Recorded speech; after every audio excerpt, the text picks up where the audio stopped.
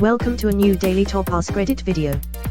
Today's topic: Redditors who have actually won a lifetime supply of something. What was the supply you won and how long did it actually last? My stepdad won a lifetime supply of WD-40 in the 1990s. They sent him 4 16-ounces cans. He died in 2019. My mom still has 2 cans. This just made me realize I don't think I've ever used a full can of WD-40. Lol, I didn't realize how funny this was until I got to the end of this little thread. 4 cans is longer than a lifetime. When I was a kid, I won a lifetime supply of meat from a large butcher shop in my hometown. My dad put my name in one day and a few weeks later we get a call telling us we won a custom barbecue pit. And a monthly supply of meat and supplies for life. We got the pit a few days later and every month we'd get a foam ice chest of various beef cuts, sausages, and steaks, a couple dozen sodas, a bag of charcoal, lighter fluid, and a bag of whatever veggies they had around or something. We were really poor at the time. So this was exactly something that could help the family out in enormous ways. My dad would have a barbecue every weekend, sometimes several times a week. I remember sometime afterwards realizing that I hadn't felt hunger in days or even weeks. And that was so unusual for me. For years we continued to get the monthly supply. There was even one point where the amount of meat and sodas we got doubled. We were having a hard time keeping up, but that's a good problem to have. I remember near the time I was going to high school we got notified that the butcher shop got bought out by a larger national chain and the parent company just wanted to cut us a check to end it all. We gladly accepted. The check was for like $10,000 or something like that. By that time, my parents had gone to school and got the degrees and got better paying jobs. So the free supply of food was just bonus. Looking back, that win helped us out a lot when we were poor. I can imagine the savings my parents gained from not having to buy as much food which was scarce as it was. We became happier and a little fatter as well. This is like, ridiculously wholesome. Judging by all the other stories, this guy was the only real winner. Do you think the butcher knew your family's situation and pulled your name out of the hat on purpose? This is the timeline I choose to believe. My grandfather ran a Dr. Pepper plant for years and they had a kid's bicycle giveaway in the early 70s.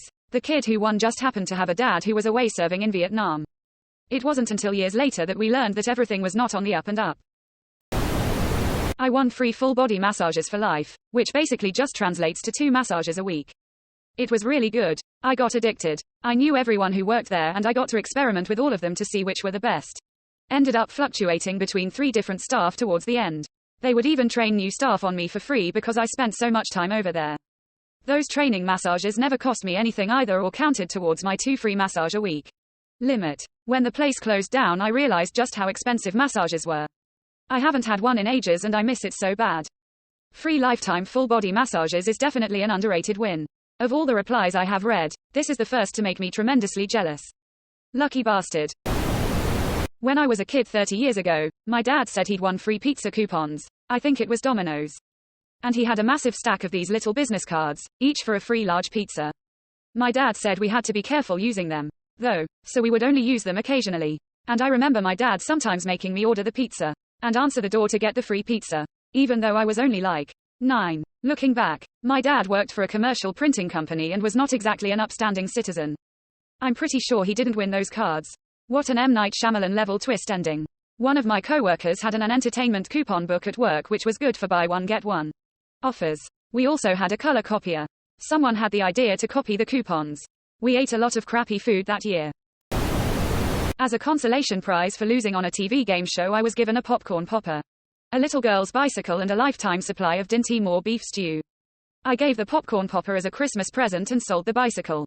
When the beef stew arrived it was 1 case of 12 cans. After trying the first can I realized that the other 11 would indeed last me a lifetime. Which TV game show?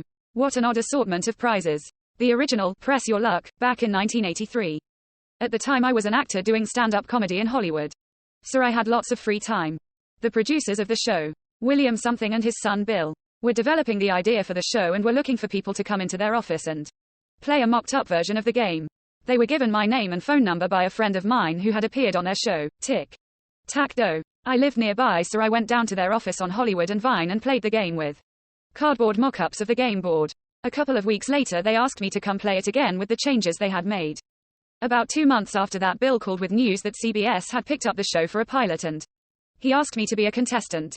One of the reasons they cast me was because of a joke I made when introducing myself. Using my stage name, I said, "Hi. My name is Max Lee and I'm in ladies' underwear." Hold for laugh. I then went on with a totally fabricated story of how I owned a high-end lingerie shop in Hollywood. On the day of the taping at CBS Studios in Hollywood, I appeared on the third day of the show.